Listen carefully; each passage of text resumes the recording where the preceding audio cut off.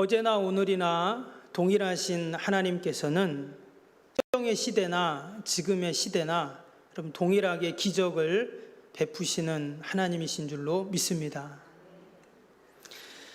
하나님은 그러나 아무 때나 또 아무렇게나 기적을 행하시지는 않습니다. 우리가 성경을 읽어보면 우연히 일어난 기적은 없습니다. 혹이나 우리가 보기에는 기적처럼 보일지라도 그것은 하나의 현상일 뿐이죠. 하나님께서는 하나님이 행하시는 기적에는 반드시 목적이 있습니다. 그 기적을 베푸실 수밖에 없는 그 이유가 있다라는 것입니다. 그래서 모든 기적은 사실 문제로부터 시작이 됩니다. 문제가 없는데 기적이 있을 수 없어요. 성경에 일어난 모든 기적은 문제가 있었기에 기적이 일어났습니다. 홍해바다가 이스라엘 백성들을 앞을 가로막았기에 기적이 일어난 것이죠. 먹을 물이 없고 목이 타들어가기에 마라의 쓴물이 단물로 바꿔주신 것입니다. 견고한 성 여리고성을 그들이 무너뜨릴 수 없기에 하나님께서 다른 방법, 기적으로 하나님이 그들을 그렇게 길을 열어주신 것이죠. 가나 혼인잔치의 물이 포도주로 바뀌었습니다. 포도주가 떨어졌기에 그런 기적이 일어난 것이죠. 우리가 지난번에 나인성 과부의 아들이 죽었는데 그 아들을 주님이 살려주셨습니다. 아들이 죽었기에 살려주신 거예요.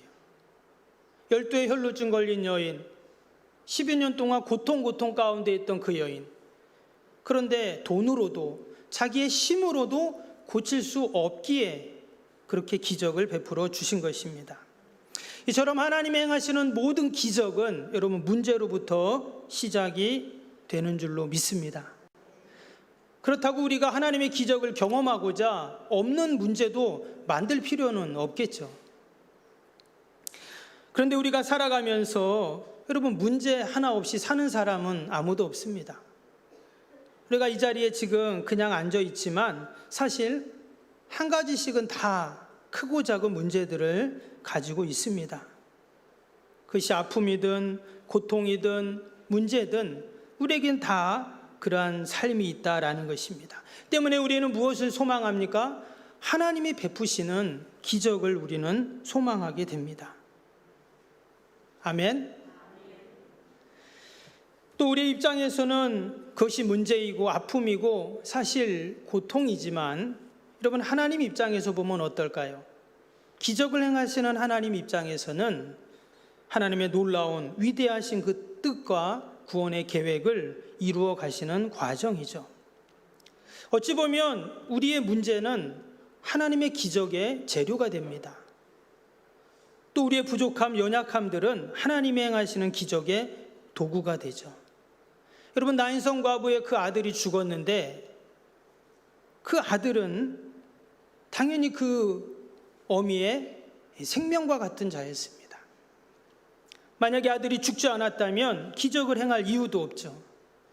12의 혈루증 걸린 그 여인, 돈으로 자신의 질병을 고칠 수 있었다면 하나님은 그러한 문제를 해결할 이유가 없습니다. 근데 내 힘으로 능력으로 할 수 없기에 하나님이 그러한 기적들, 이적들을 베풀어 주시고 무엇보다 그들이 하나님 앞에 나왔을 때 여러분 그러한 놀라운 구원의 역사들이 있었는 줄로 믿습니다. 그러한 의미에서 이 시간도 우리가 가정과 또 자녀와 또 내 인생에 또 우리 교회와 민족의 그 문제들, 아픔들을 가지고 우리가 지금 하나님이 베푸실 기적을 사모하고 소망합니다. 하나님은 반드시 기적을 행하시고 해결해 주실 줄로 믿습니다. 때문에 그 기적은 어디에서 일어납니까? 바로 내가 하나님 앞에 나온 바로 이 자리에서부터 여러분 그 기적이 시작되는 줄로 믿습니다. 아멘. 목사님 아무리 기적 말씀하셔도 저는 그런 거 안 믿습니다. 혹시 이런 분이 계실 수도 있어요. 근데 여러분 그런 분은 아직 덜 힘든 겁니다. 여러분 정말 힘들어 보세요. 죽을 만큼 힘들어 보세요. 그럼 하나님이 베푸시는 기적을 소망하게 되어 있습니다.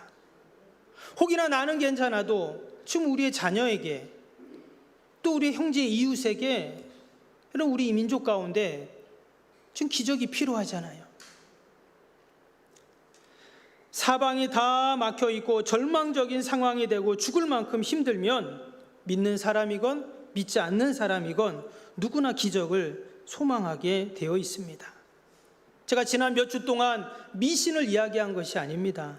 우연히 생긴 현상을 말한 것이 아닙니다. 살아계신 하나님이 행하신 그 놀라운 기적을 말씀을 드렸어요. 나인성 과부의 아들이 살아난 것, 12회 혈루증 걸린 여인이 고침받은 것, 아멘. 다 하나님이 행하신 기적들이죠. 이것은 남의 이야기가 아니라 바로 나의 이야기고 우리들의 이야기다 하는 것입니다. 동일하게 하나님은 이 시간도 간절히 기적을 바라는 저와 여러분들에게 변함없는 그 놀라운 하나님의 구원의 역사, 기적을 이루실 줄로 믿습니다. 오늘 마가복음 7장에도 누구보다 하나님이 베푸시는 기적을 소망했던 한 여인이 나옵니다. 오늘 이 여인은 어떤 여인이었냐면 귀먹고 말 더듬는 사람이었다. 오늘 그렇게 말씀에 나옵니다. 근데 먼저 우리가 31절을 한번 보시면 31절에 이렇게 시작이 되고 있죠. 예수께서 다시 두로 지방에서 나와 시돈을 지나고 데가볼리 지방을 통과하여 갈릴리 호수에 이르시매. 지금 예수님이 두로라는 지방이 있었습니다. 두로는 이스라엘 저 북서쪽에 있는 항구 도시이죠. 지중해를 접하고 있는. 사실 이스라엘과 붙어 있지만 이곳은 이방 지역입니다. 구약에서는 이제 블레셋 지경이었죠. 그런데 이 땅에서 예수님이 그 가나안 여인, 수로보니게 여인과 만나는 내용이 이제 앞에 내용이 있는데, 근데 거기서 이렇게 일을 하시고 사역을 하시고 있다가 거기서 나와서 시돈이라는 지역을 거쳐서 또 데가볼리라는 지방을 통과해서 갈릴리로 지금 오셨습니다. 지금 예수님의 이동 동선을 지금 기록을 하고 있어요. 왜 예수님의 이러한 이동 거리를 이야기하는가? 상당히 지금 먼 거리인데요. 근데 와보니까 이 갈릴리에서 누구를 만납니까? 어떤 병자를 만났습니다. 근데 이 병자는 말을 좀 잘 못해요. 그래서 자세히 보니까 듣지를 못하는 겁니다. 듣지를 못하니까 당연히 말이 어눌하고 더듬을 수밖에 없죠. 오늘 말씀해 보면 이 사람이 남자인지 여자인지 성별이 안 나옵니다. 나이도 안 나옵니다. 또 나이 이름도 나와 있지 않습니다. 전혀 기록이 없어요. 더군다나 지금 예수님 앞에 나올 때 스스로 온 것도 아니고 사람들이 그를 데리고 왔습니다. 그래서 32절에 보니까 사람들이 그를 예수님께 데리고 와서 안수를 해달라는 거예요. 중요한 것은 예수님이 이 사람에게 기적을 베푸셨어요.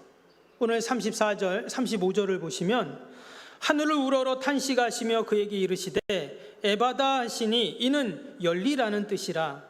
그의 귀가 열리고 혀가 맺힌 것이 곧 풀려 말이 분명하여 졌더라.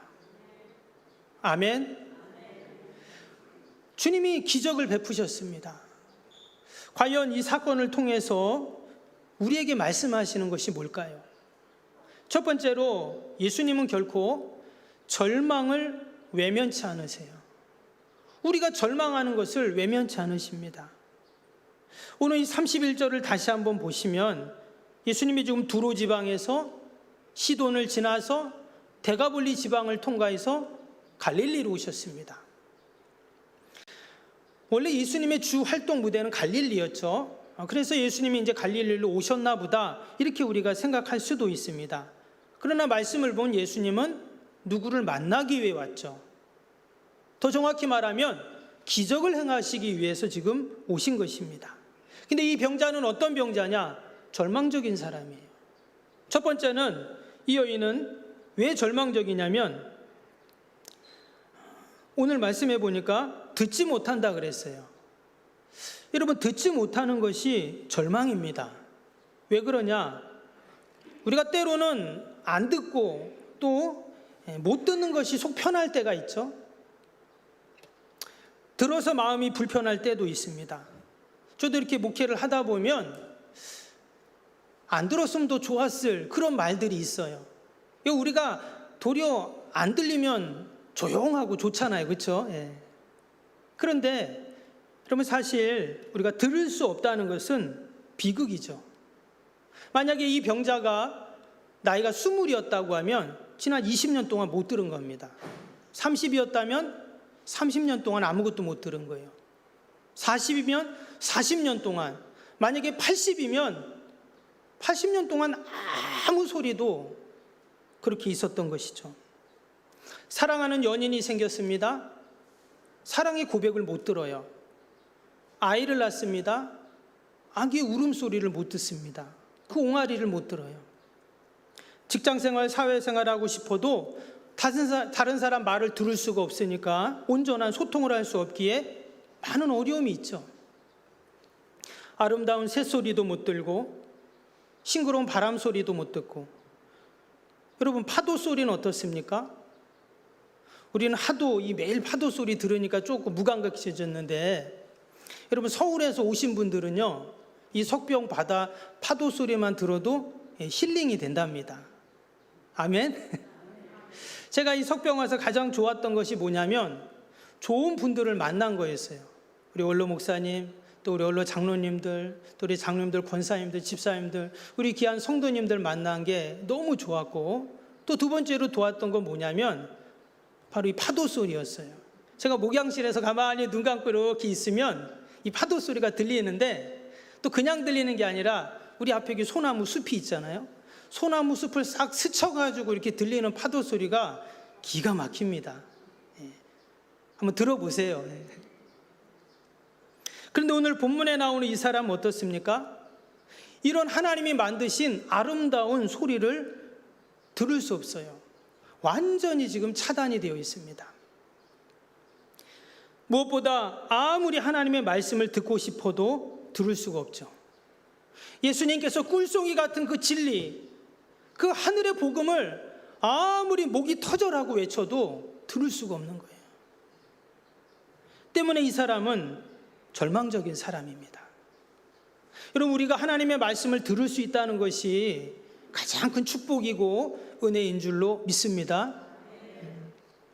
두 번째로 이 사람이 절망적인 이유는 말을 할 수 없었기 때문이에요. 오늘 본문의 32절 다시 보면 이 사람이 지금 말 더듬는 자 이렇게 되어 있는데요. 영어 성경을 보면 말하는 것이 어려운, 장애가 있는 자 이렇게 되어 있어요. 당연히 이 사람은 지금 다른 사람과 말을 할 때 의사소통이 안 됩니다. 우리 중에는 농아인이 안 계시지만 제가 예전에 대전에서 부교육자로 섬기는 교회는 농아부가 있었어요. 그래서 목사님이 이렇게 주일날 설교를 하시면 전도사님이 앞에서 수화로 통역을 합니다. 우리 TV를 보면 이렇게 뉴스 같은 거 밑에 동그라미 있어 사람이 나와서 막 이렇게 손가락으로 막 그 수화 통역하잖아요. 그렇게 예배 시간에 통역을 하고 농아인들이 앞에 쭉 앉아 계셨었어요. 그래서 그분들은 이 찬양할 때도 어떻게 하냐면 안 들리잖아요. 그러니까 찬양도 이렇게 수화를 하면 그 찬양으로 이렇게 수화를 하세요. 그러니까 마치 율동을 하는 거죠. 얼마나 그 모습이 은혜로운지 모릅니다. 근데 여러분, 예수님 당시에는 수화가 없었겠죠. 당연히 주님의 말씀을 수화로 통역해 줄 사람도 없습니다. 도무지 그는 하나님의 말씀을 들을 수 없어요.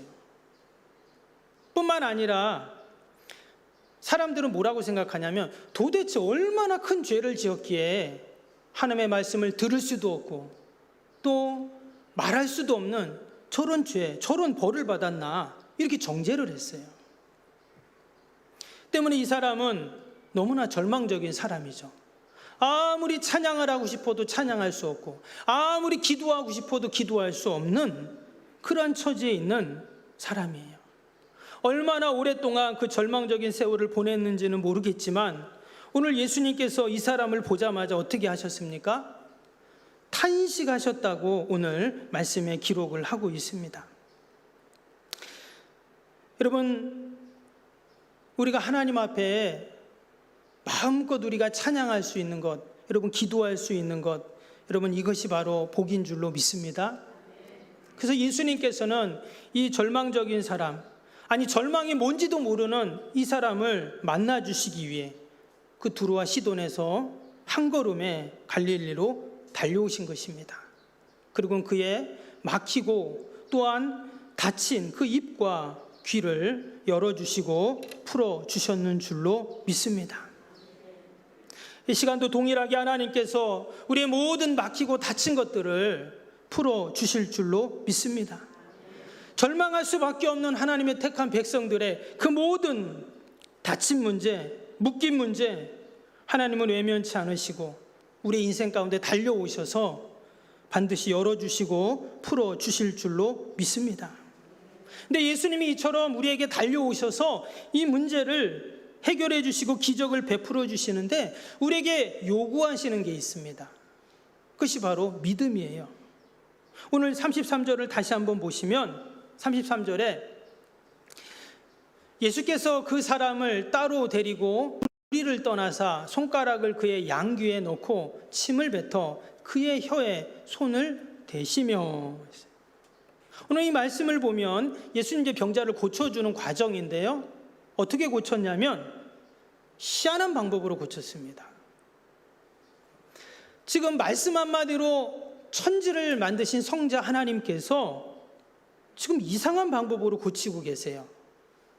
어떻게 했습니까? 처음에는 손가락으로 그 사람의 양 귀에 이렇게 넣었어요.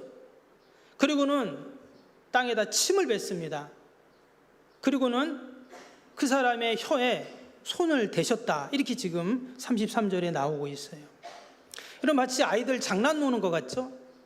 귀에다 손을 대고 침을 뱉고 쇳바닥에다가 손을 대고 아주 주술적이고 미신적인 것처럼 보이는 그러한 모습이에요. 왜 주님께서 이러한 방법으로 고쳤을까요? 난성 과부의 죽은 아들을 살리실 때는 청년아 일어나라 말씀 한마디로 죽은 자도 살리신 주님께서 지금 안 들리고 말 못하는 이 사람을 이런 이상한 방법으로 고쳐주셨어요. 지금 사람들이 이 사람을 예수님께 데려올 때 뭐라고 했냐면 안수기도 해달라 이랬습니다. 그러면은 그냥 점잖게 안수기도 해주시면 되거든요. 근데 지금 예수님의 방법은 어떻습니까? 전혀 인격적이지 않습니다. 이성적이지도 않고 일방적이에요. 또한 세련되지도 않고 근사하지도 않습니다. 침을 뱉어가지고 또 쇳바닥에 손을 대고 아주 이해가 되지 않는 그러한 방법으로 지금 기적을 행하셨다는 거죠. 근데 이와 비슷한 기적이 또 요한복음 9장에도 나옵니다. 이제 거기에는 이 사람은 날 때부터 앞을 보지 못하는 소경이었어요. 근데 그때 예수님이 어떻게 하셨냐면 그 사람은 침을 뱉어서 진흙을 이겨갖고 그 사람 눈에 이렇게 발랐어요. 그리고는 실로암 못에 가서 씻으라 이렇게 이제 말씀했죠. 여러분 그 장애인 입장에서 어땠을까요? 기분이 지금 앞이 안 보이는데 침을 갖다가 진흙을 이겨서 자기 눈에 바른 거예요. 약을 바른 게 아니라 진흙을 눈에 바른 겁니다. 그 사람 입장에서 보면 자신을 무시하는 것 같고 너무 모욕적인 그러한 일이잖아요. 오늘 이 마가복음 7장에 나오는 안 들리고 말 잘 못하는 이 사람도 마찬가지입니다. 귀에다 손가락을 찢고 침을 뱉고 자기 혀를 만지고. 근데 희한한 건 뭐냐면 그 요한복음 9장 그 사람도 그렇고 오늘 이 마가복음 7장의 이 병자도 아무런 반응을 안 한다는 거예요. 지금 뭐 하냐고, 지금 나를 무시하냐고, 그렇게 얘기하지 않았어요. 오늘 말씀해 보면 아무런 이야기가 안 나옵니다. 도무지 이해가 안 되는 행동을 하셨지만 그들은 가만히 있었다는 거예요. 다른 말로 하면 아무런 불평도 의심도 하지 않았다는 말이죠. 여러분 이것이 바로 믿음입니다. 우리 이성적으로 경험적으로 지식적으로 이해가 안 돼. 근데 주님은 그것을 지금 그대로 받고 나가는 그 사람을 믿음으로 여기시고 이러한 기적을 일으켜 주셨는 줄로 믿습니다. 하나님은 어떠한 상황 속에서도 여러분 우리가 믿음으로 반응하기를 원하십니다. 여러분, 하나님은 우리의 반응과는 상관없이 무작정 기적을 행하시지 않습니다.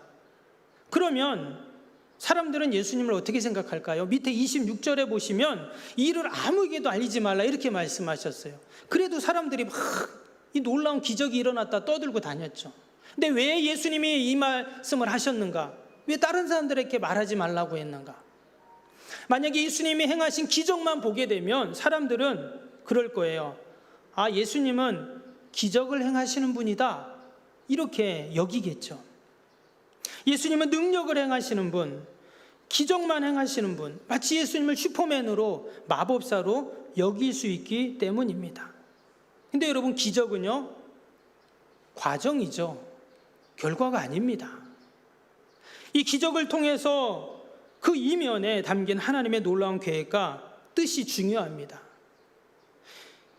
우리는 절대 기적이 전부인 양 여겨서는 안 됩니다. 우리는 기적만 보면 안 되고 그 기적을 행하시는 우리 주님을 우리가 꼭 만나야 할 줄로 믿습니다. 근데 그 만나는 방법이 뭐냐? 믿음이죠. 내가 믿음으로 주님 행하시는 일에 반응할 때 우리는 그 기적을 경험하게 되는 것입니다. 그래서 예수님은 늘 하신 말씀이 뭐예요? 네 믿음대로 될지어다, 네 믿음대로 될지어다, 그렇게 말씀을 하셨습니다. 우리가 늘 주님 앞에 믿음으로 우리가 나아갈 수 있기를 바랍니다. 하나님 반드시 기적을 행하세요. 근데 가장 강력한 믿음의 행위가 뭘까요? 그게 바로 기도입니다. 오늘 이 병자를 사람들이 예수님께 데리고 왔는데요, 32절 다시 한번 보시면 사람들이 기먹고 말 더듬는 자를 데리고 예수께 나와 안수하여 주시기를 간구하거늘 했어요. 여기서 지금 간구했다, 이 기도했다는 말이거든요. 지금 이 사람을 예수님께 데려온 그 여러 명들이 주님께 간구를 했어요. 기도를 한 것입니다. 그래서 이 기적은 어떻게 시작되었냐? 기도로부터 시작이 된 거예요. 그냥 갑자기 금 나와라 뚝딱, 은 나와라 뚝딱, 도깨비 방망이 같이 일어나는 기적이 아니라 기도로부터 기적이 시작이 되죠. 마치 이 기도는 밭을 일구는 것과 같아요. 씨앗을 뿌리기 전에 우리가 먼저 밭을 그렇게 다 일구잖아요. 그리고 나서 34절에 보면 예수님이 어떻게 하십니까? 하늘을 우러러 탄식하여 그에게 이르시되 에바다 하시니 이는 열리라는 뜻이라. 예수님도 기적을 행하시기 전에 하늘을 우러러 하늘을 바라보셨어요. 바로 기도하신 것입니다. 이처럼 기적은 여러분 그냥 일어나는 법이 없습니다. 기도로 시작해서 기도로 이루어진다는 거예요. 우리가 하나님이 베푸시는 그 기적을 소망한다면 우리는 반드시 기도해야 합니다. 그러면 하나님께서는 반드시 기적을 행하십니다. 그리고 우리가 기도할 때 주님도 기도하세요. 우리가 간절히 기도할 때 성령님도 탄식하십니다. 로마서 8장 26절에 보면 이와 같이 성령도 우리 연약함을 도우시나니 우리는 마땅히 기도할 바를 알지 못하나 오직 성령이 말할 수 없는 탄식으로 우리를 위하여 친히 간구하시느니라. 성령님께서 우리를 위하여 말할 수 없는 탄식으로 우리를 위해 간구하신다 말씀하셨어요. 여러분, 왜 성령님이 탄식하실까요? 말할 수 없는 탄식을 하고 계신다 그랬는데, 이 말은 우리 안에 말할 수 없는 탄식거리가 있다는 거예요. 그래서 그 성령님의 탄식은 기도로 연결이 됩니다. 여러분, 성령님도 나를 위해 기도하는데 나는 기도하지 않는다, 기적을 경험할 수 없어요. 지금 예수님이 하늘을 우러러 기도하셨습니다. 사방이 다 막힌 것 같을 때 우리는 그것을 사면초가라고 말하죠. 여러분, 사방이 다 막히면 어디가 열려 있죠? 지금 예수님이 어디를 보셨다고요? 하늘을 우러러. 여러분, 사방이 다 막혔어도 하늘은 열려 있죠. 지금 예수님이 그것을 우리에게 가르쳐 주신 것입니다. 사실 하늘은 늘 열려 있습니다. 하늘로 향하는 길은 기도를 통해서만 갈 수가 있습니다. 지금 예수님이 병자를 향하여 에바다 열려라 이렇게 외치셨어요. 이것을 소위 명령 기도다 이렇게 말을 하는데요. 그렇게 기도하니까 정말 닫혔던 귀가 열리고 묶였던 혀가 풀리게 되었습니다. 그리고 우리가 하나님 앞에 기도하는데 우리도 예수님처럼 기도할 수 있어요. 예수님이 우리에게 지금 가르쳐 주신 겁니다. 하늘을 우러러 우리도 에바다 열려라. 아멘. 여러분 놀라실까 봐 제가 조그맣게 말을 하는 겁니다. 원래 큰 소리로 해야 되는데 예수님께서 분명 하늘을 우러러 탄식하시면서 에바다 외치셨을 거예요. 그랬더니 그 사람의 모든 다치고 묶인 것이 다 열리고 풀리는 그런 기적이 일어났습니다. 우리가 한 주간을 살면서도 우리는 이미 이 에바다의 기적과 은혜를 다 경험하고 누리고 있는 자들이죠. 더불어서 우리는 당당하게 거침없이 우리도 세상을 향해서 또 내 앞길을 가로막는 그 모든 절망의 문제들 앞에서 우리가 에바다 이 열려라를 외칠 수 있기를 바랍니다. 그럼 하나님 반드시 그 닫히고 묶인 것을 열어주실 줄로 믿습니다. 우리가 이 말씀과 관련된 찬양이 있잖아요. 우리 에바다 찬양 한번 같이 믿음으로 같이 한번 찬양을 하기 원합니다. 우리 반주 좀 해주세요.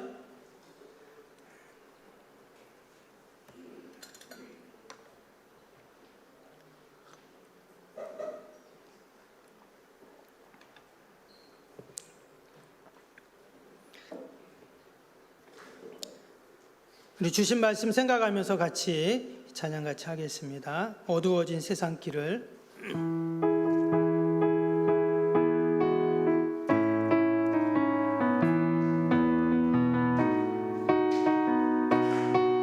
우리 같이 심차게 믿음으로 찬양합니다. 어두워진 세상길을 주님 없이 걸어가다 나의 영혼 어두워졌네. 어느 것이 길인지 어느 것이 진리인지 아무것도 알 수 없었네. 주님 없이 살아가는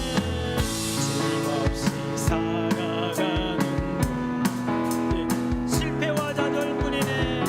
실패와 좌절뿐이네. 사랑한 나의 주님 내 영혼 눈을 보게 하소서. 열려라 에바다 열려라. 눈을 보게 하소서.